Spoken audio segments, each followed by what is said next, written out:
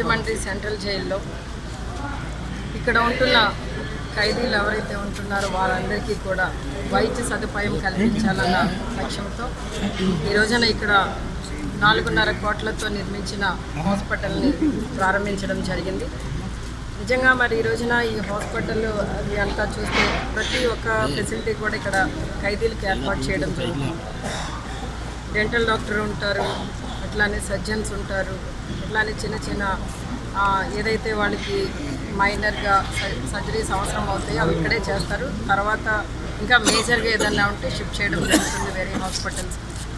అట్లా ఇక్కడ ఇంత చేసిన తర్వాత కూడా ఈ మధ్య కాలంలో మన గౌరవ ముఖ్యమంత్రి వర్యులు జగన్మోహన్ రెడ్డి గారు తీసుకున్న మంచి నిర్ణయం ఏమిటి అంటే ఖైదీలందరికీ కూడా ఏ వ్యాధులు వచ్చినా కూడా ఆ వ్యాధులన్నీ కూడా ఆరోగ్యశ్రీలో వర్తించేలా నిర్ణయం తీసుకుని మరి వారికి మంచి వైద్య సదుపాయాలు అందించే విధంగా వారందరి ఆరోగ్యాన్ని చక్కగా చూసుకునే విధంగా ముఖ్యమంత్రి గారు పెద్ద మనసుతో ఈ రోజున వారందరికీ కూడా ఆరోగ్యశ్రీ వర్తించేలా చర్యలు తీసుకోవడం జరిగింది.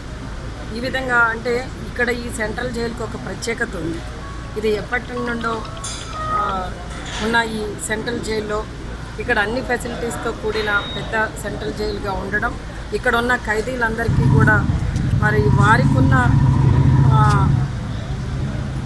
అంటే కళలు కానీ వాళ్ళకున్న మంచి లక్షణాలతో బయటికి వెళ్ళాలి అని అంటే ఇక్కడున్న కొద్ది కాలంలో కూడా వాళ్ళలో మంచి పరివర్తన రావాలి, వాళ్ళు మంచి మనుషులుగా బయటికి వెళ్ళి సమాజంలో బ్రతకాలి అని ఇక్కడ ట్రైన్ చేసే విధానంలో కూడా అంటే మార్నింగ్ నుండి కూడా యోగా అనేది ఉంటుంది, మెడిటేషన్ ఉంటుంది. అట్లానే ఇక్కడ మగవారు ఆడవారు ఇద్దరు సెపరేట్ జైల్స్ ఉంటాయి.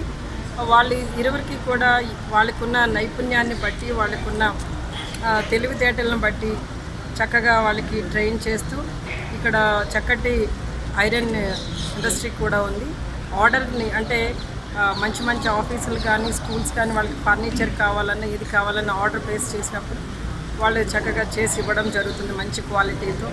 అట్లానే ఇక్కడే తయారు చేసే బెడ్షీట్స్, ఇక్కడనే టవల్స్ కూడా తయారు చేయడం, ఇక్కడనే ఆర్డర్ మీద యూనిఫామ్స్ అన్నీ కూడా స్టిచ్ చేయడం, అట్లానే ఇంకా వేరే రకరకాల బేకరీస్ అవి ఇవి అంటే అది కొబ్బరితో పీచుతో తయారు చేసే ఇండస్ట్రీ, ఇవన్నీ కూడా అంటే వాళ్ళకి ఉపాధి వస్తుంది, ఒక ప్రక్కన గవర్నమెంట్కి రెవెన్యూ కూడా వస్తుంది. ఈ విధంగా